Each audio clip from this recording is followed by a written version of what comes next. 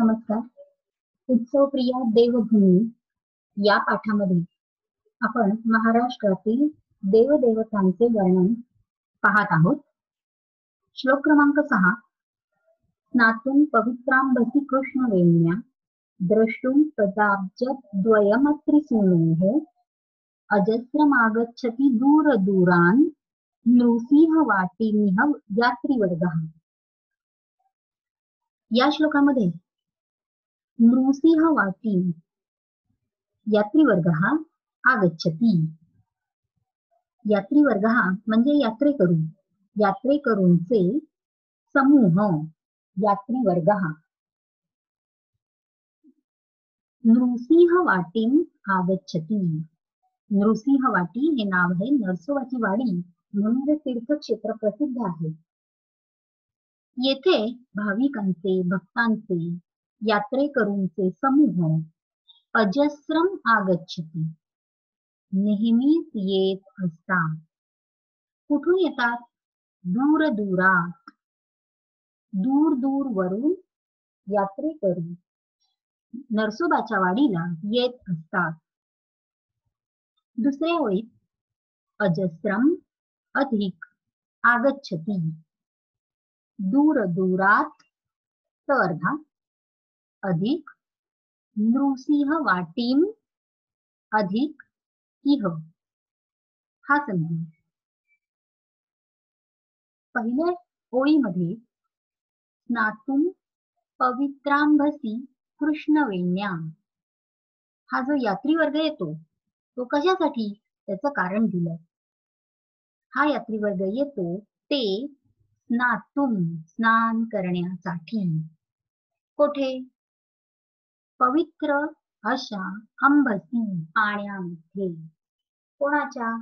कृष्णवेण्या कृष्णा नदीच्या प्रवाहातील पवित्र पाण्यामध्ये स्नान करण्यासाठी यात्रीवर्ग दूर दूर वरून नृसिंहवाटीला नेहमी येत असतो.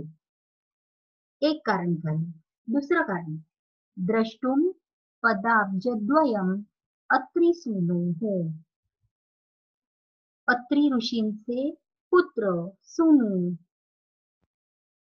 समानार्थी शब्द. सूनु पुत्रः, तनयः आत्मजः. अत्रि ऋषींचा पुत्र असलेले दत्तगुरु यांचे पदाब्जद्वयम, पद म्हणजे पाय, अब्ज म्हणजे कमळ, चरण कमल, पदाब्ज समानार्थी. चरण कमल द्वय दोन्ही चरण कमल द्रष्टुं पाहण्यासाठी यात्रीवर्ग नृसिंहवाटीला नेहमी येत असतो. पहिल्या ओळीमध्ये स्नातुं आणि द्रष्टुं ही दोन तुमंत अव्यय आहेत. या दोन तुमंत अव्ययांचा वापर करून हा यात्रीवर्ग कशासाठी येत असतो ही कारणं सांगितली आहेत.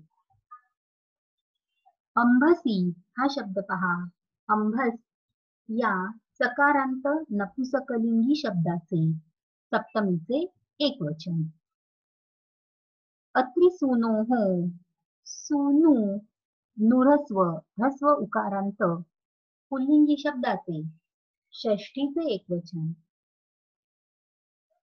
दुसऱ्या ओळीमध्ये नृसिंहवाटीम आगच्छति. आगच्छति येतो, गमगच्छ आ अधिक गच्छ. पहिल्या गणाचा प्रथमपदी हा धातू लट लकाराचे रूप आहे. प्रथम पुरुषाचे एकवचन. नृसिंहवाटीम आगच्छति जेथे यायचं त्याची द्वितीय विभक्ती, जेथे आपण जातो, जेथे येतो, गतिवाचकाला द्वितीयेची अपेक्षा असते. सहाव्या श्लोकाचा भावार्थ कसा होईल? यात्रेकरू, भाविक, भक्तगण कृष्णे नदीच्या पवित्र पाण्यामध्ये स्नान करण्यासाठी आणि अत्रि महर्षींचे पुत्र दत्तगुरु यांचे चरण कमल दोन्ही चरणकमल पाहण्यासाठी, दर्शन घेण्यासाठी नेहमीच दूर दूर वरून नरसोबाच्या वाडीला, नृसिंह वाटीला येत असतात. श्लोक क्रमांक 7.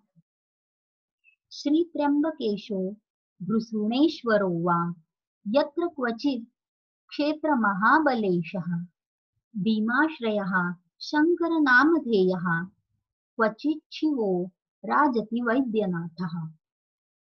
श्लोक क्रमांक 7 मध्ये शंकराच्या वेगवेगळ्या तीर्थक्षेत्रांची, मंदिरांची नावं आपल्याला आढळतात.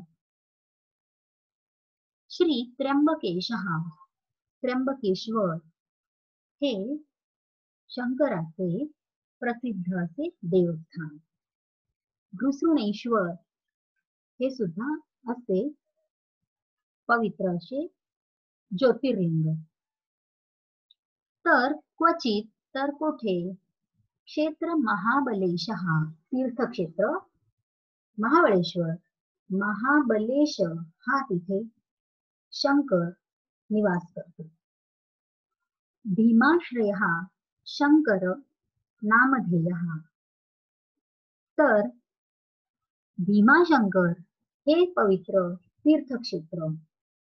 आणि तसेच क्वचित कोठे वैद्यनाथः या नावाने शिवः राजति, शंकर या प्रदेशामध्ये, महाराष्ट्र या प्रदेशामध्ये शोभून दिसतो. शंकराची वेगवेगळी रूप, वेगवेगळी तीर्थक्षेत्र, शंकराची वेगवेगळी देवस्थाने महाराष्ट्रामध्ये शोभून दिसतात.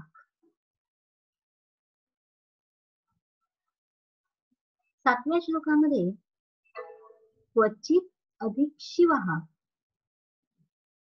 हा दुसऱ्या ओळीमध्ये आपल्याला संधी दिसून येतो. पहिल्या ओळीमध्ये त्र्यंबकेशः, भृसुणेश्वरः अशा प्रकारे विसर्गाचा ओ झालेला आढळतो. तसा दुसऱ्या ओळीत क्वचित तो अर्धा अधिक शिवः, क्वचित अधिक शिवः या संधीमध्ये त च्या ऐवजी च आला आहे आणि श च्या ऐवजी छ आला आहे, म्हणून क्वचित शिव विसर्गाचा ओ झाला आहे. 7व्या श्लोकाचा भावार्थ कसा होईल? यत्र म्हणजे जेथे, जेथे म्हणजे त्या महाराष्ट्र प्रदेशामध्ये, जेथे श्री त्र्यंबकेश्वर, भृसुणेश्वर, क्षेत्र महाबलेश, भीमाशंकर आणि वैद्यनाथ असा अनेक ठिकाणी साक्षात शिवशंकर शोभून दिसतो, तो हा महाराष्ट्र प्रदेश अतिशय प्रसिद्ध आहे. आपण बघतोय की पहिल्या श्लोकातला महाराष्ट्र प्रदेश शोभून दिसत आहे, अतिशय प्रसिद्ध आहे. हे वाक्य प्रत्येक श्लोकाला जोडण्यासाठी यत्र हा शब्द वापरला आहे. 6व्या श्लोकात आपल्याला हा यत्र शब्द आढळला नाही, परंतु दुसऱ्या ओळीमध्ये नृसिंह वाटीम अधिक इह हा संधी आपण सोडवला. यातील इह हा शब्द येथे म्हणजे महाराष्ट्र प्रदेशामध्ये असा पहिल्या श्लोकातील वाक्याशी संदर्भ जोडता येतो. श्लोक क्रमांक 8. महालसाख्याम क्वचित आदधाति यत्र क्वचित विंदति रेणुकाख्याम लक्ष्मी स्वरूपा क्वचिदादिशक्तिः क्वचित भवानी तुलजापुरस्था. आता या श्लोकामध्ये आपल्याला देवींची वेगवेगळी रूप आढळतात. महाराष्ट्र प्रदेशामध्ये ज्या शक्तींची पूजा केली जाते त्यांची रूप इथे आपल्याला पाहायला मिळतात.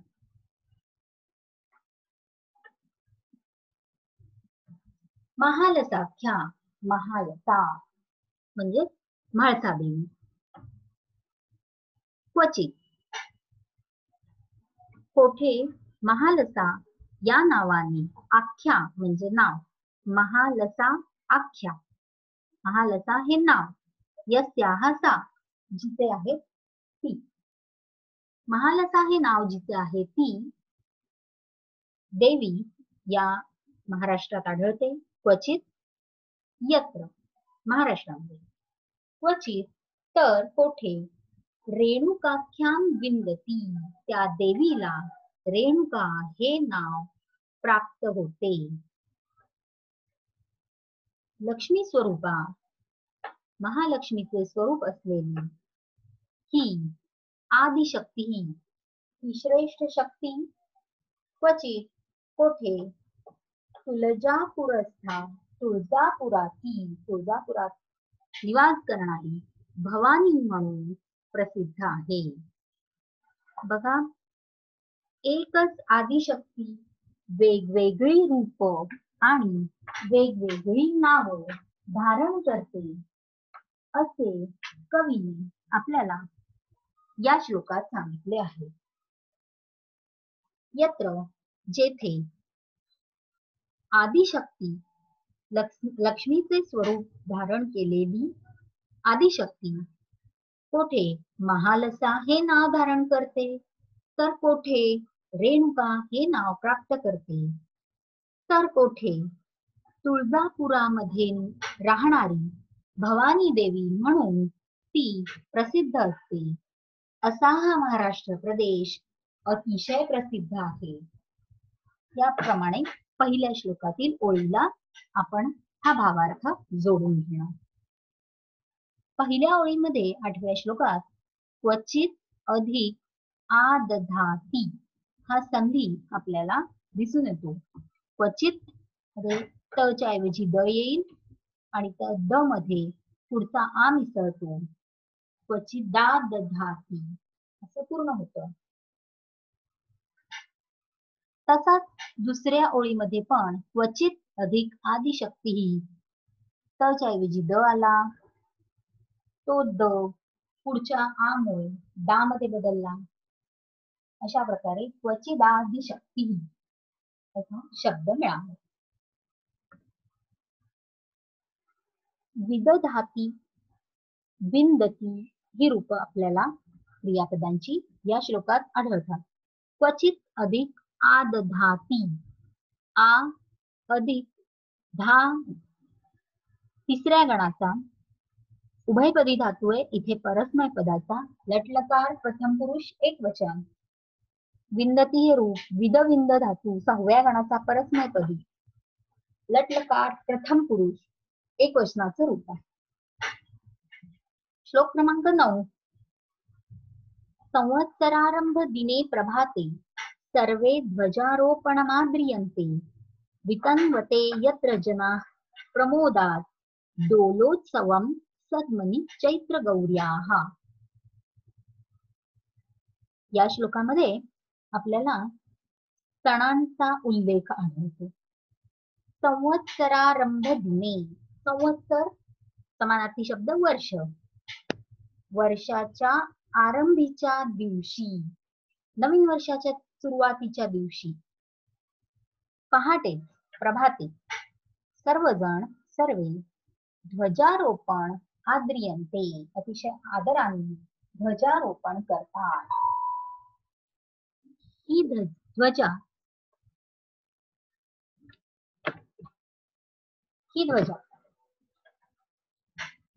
केशरी रंगाचा आपला भगवा झेंडा आहे, परंतु खास नववर्षानिमित्त आनंदाचा सण म्हणून गुढी उभारली जाते. या गुढीचा निर्देश आपल्याला ध्वजारोपण या शब्दातून आढळतो.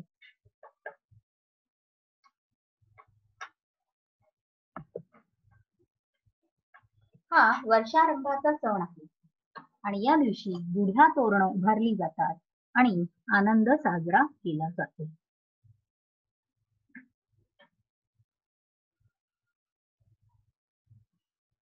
तसेच चैत्र महिन्याची सुरुवात होते, म्हणून चैत्र गौरी या देवीचे पूजन केले जाते आणि सदमनी घराघरांमध्ये अशी पूजा होते चैत्र गौरीची आणि आनंदाने प्रमोदात आनंदाने डोलोत्सवम, डोला म्हणजे झोपाळा, झोपाळ्याचा उत्सव साजरा केला जातो. चैत्र गौरीला छोट्या झोपाळ्यामध्ये बसवलं जातं आणि तिची पूजा केली जाते, तिच्यासाठी नैवेद्याची आरास मांडली जाते आणि अशा प्रकारे डोलोत्सव साजरा केला जातो. या श्लोकात सुद्धा यत्र हा शब्द आहे आणि तो यत्र शब्द आपल्याला महाराष्ट्र प्रदेशाच्या पहिल्या श्लोकातील वाक्याशी जुळवून घेता येतो. वर्षाच्या प्रारंभी